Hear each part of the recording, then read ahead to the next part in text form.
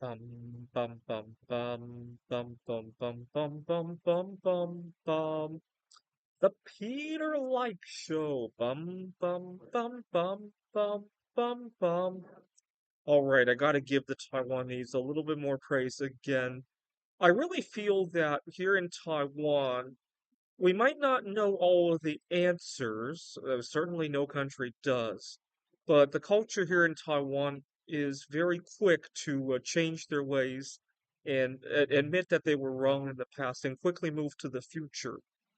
I've noticed that in a lot of respects here in Taiwan. It's really hard to give concrete examples, but a lot of times over in the United States, for example, we had a lot of great ideas on how to tackle the pandemic, how to tackle the inflation problems we had, supply chain issues, and all that. But things moved at so slowly. We were very slow to adopt marriage equality a number of years ago. We're still very slow to adopt fully to all kinds of marriage equality, right? I think that the Taiwanese are more willing to just rip the Band-Aid right off, in many regards.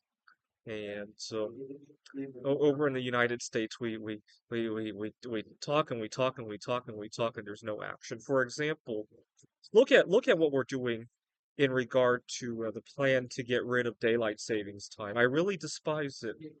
Actually, part of the reason I moved to Phoenix was to get out of that. I really hate daylight savings. Not that it affects me all that much personally, but studies have shown that savings time actually kills people, and it doesn't even save energy, right? Yeah, and that's just not something that I want to participate in. The idea that governments can kill people bothers me a lot. Obviously, it happens in ways way bigger than daylight savings time, but we're talking about something so stupid that we can't even get rid of.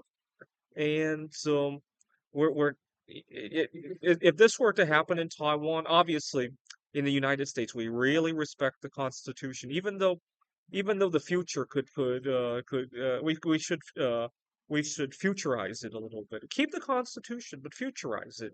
I mean, the Constitution was written in a time that didn't have technology. It was written in a time that didn't have a lot of knowledge that we now have. But we respect it, whatever the case is. If that were to happen here in Taiwan, I'm not very familiar with the Taiwanese constitution. The people would not go with it, right? I mean, governments can tell you all you want, and then the people could do what they want, right? Look at how many people participate in underage drinking, right? It's not like the government has the final say in that. Why can't we participate in some kind of civil disobedience with our clock, right? I think in Taiwan people would actually do that. I really do, even if the government's hands were tied about daylight savings time. But that's another story for another time. I think in Taiwan we're more willing to think outside of the box, right? So there's a lot of alternative medicine, even more so than uh,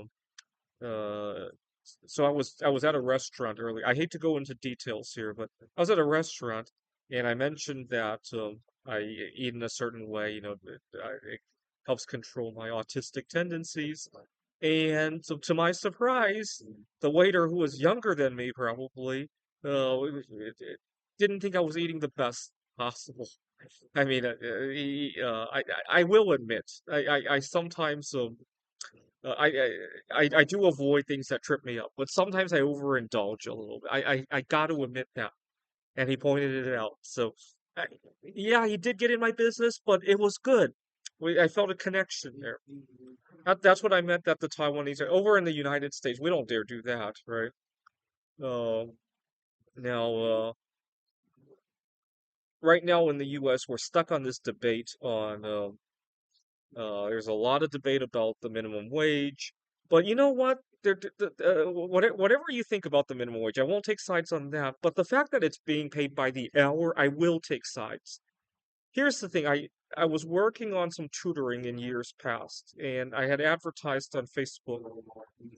A kid's father had called me saying that his son was getting ready to take an AP calculus test, and they got these days available that he'd like to schedule 5 sessions, something to that effect. And so that was great. And but after 3 sessions, I get an email from the dad thanking me, he's ready for the tests and all that. And I'm thinking to myself, gee, so I did such a good job that what should have taken an average tutor 5 sessions took me three, and I'm penalized for that. Did I just understand that right? It didn't make a whole lot of sense. It didn't make a whole lot of sense.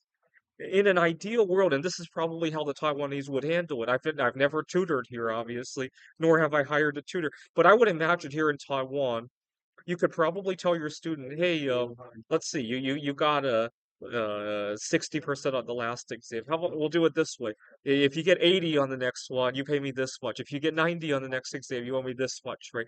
I would imagine a pay structure like that is probably more popular here in Taiwan than if you try to do that in the US, people are going to get so confused, right? And they're going to wonder, they're going to see like you have three heads, right? It doesn't help that people in the United States they tend to be very indoctrinated in the first place, right? I don't think such a pay structure would work very well. I mean I've tried it in one way or another, and so is not willing to think outside the box, right? Now, maybe it's the first time you ever hear such a pay structure, but at least take a moment to think about it and discuss it, negotiate if you want, but don't just throw the idea away, right? It's just really stupid. And I was working at a tutoring center, and because my interests were very different than a lot of my colleagues, I don't celebrate holidays, right? I had a couple coworkers who were Jewish. They took Yom Kippur off. I went that day. It was a very sparse hours. I might have gotten 2 hours of work. And once again, just because I'm different in the way I work. And by the way, they need me because after all, students need tutoring on Christmas, on Yom Kippur, when Taylor Swift is in town, and all the other fun days, right? They need me, but just because of differences in lifestyle, I'm penalized for it, right? That ought to be a form of racial discrimination. After all, I would imagine discrimination against atheists is illegal too, right? And if you're being paid less by the hour, when you add in the commute time, when you're being paid less by the hour because you're atheist, I'm pretty sure that's illegal. I gotta try that case at some point. I really do. But that's so all we talk about is how much per hour. What about all of this, right? And but good luck getting anybody to understand it. Right? We're very narrow-minded, right? This is the Peter Like Show. Bum bum bum bum bum bum bum bum bum bum bum bum.